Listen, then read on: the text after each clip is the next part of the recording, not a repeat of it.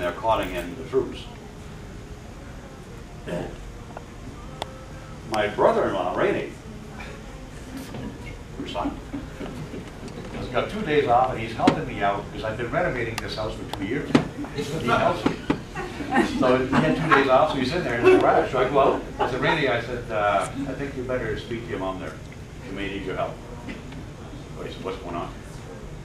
Well, I said, Debbie, I think, has had it. Now, Debbie, to put things in perspective, Debbie is 50-some years old, but she's had the liver transplant. She drank more than us collectively. She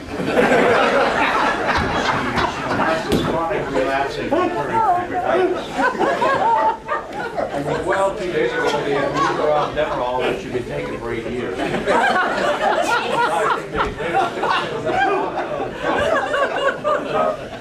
I said to Rainey, I said, you better speak to your mom there. You guys are laughing. What are you doing? I said, that's small mom. So they have to drive, and they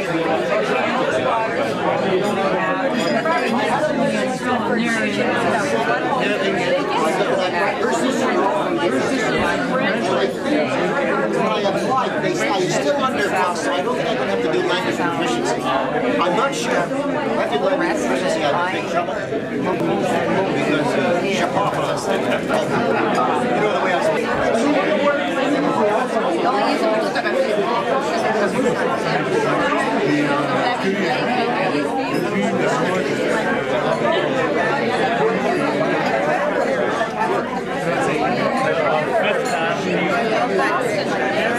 I remember she always went to the theater and where, here in Ottawa?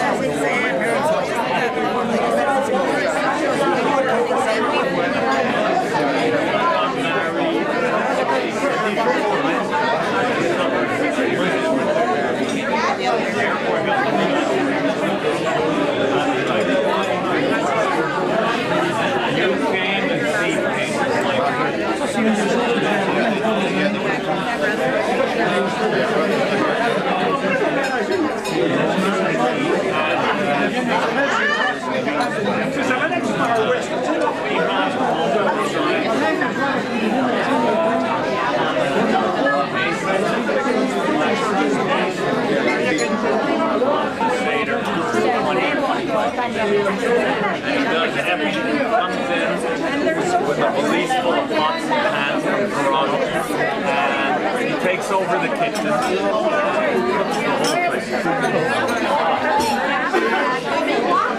Moi, c'est fatiguant de savoir des affaires. Je vais pas là pour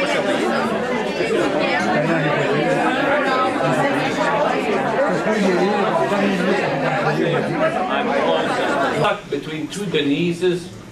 Denise, my secretary, who keeps me working, and I have Denise, the other Marshall, the travel agent, who keeps me traveling. In England, I learned to do compliment, and who's the mudmen? The mudmen are in Papua New Guinea. They're very primitive. They're still really living. They're 32, 31, and 27, and I'm very proud of them. And we're really close together.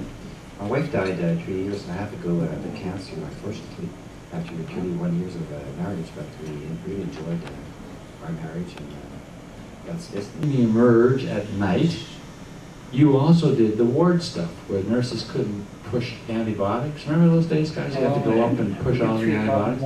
Well, I would have the intern push me around in a goddamn.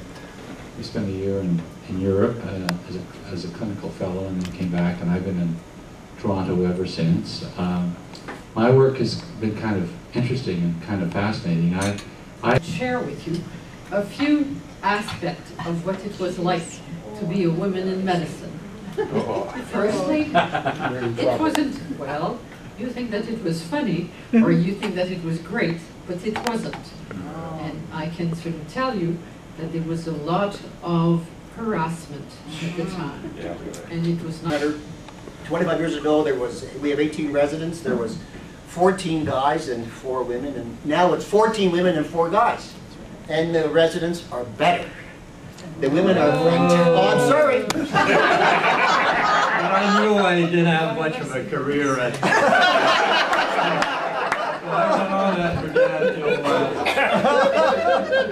Practice in Joliet. After a short time, I spent a year at the University of Sherbrooke teaching. I rented a helicopter, landed downtown Montreal to meet the physicians that were here and organize everything.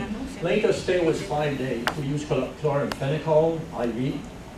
And as soon as the fever dropped, they were sent back to Saint-Gabriel. And we had teams of nurses who followed them. No death, no major complications. Or the government.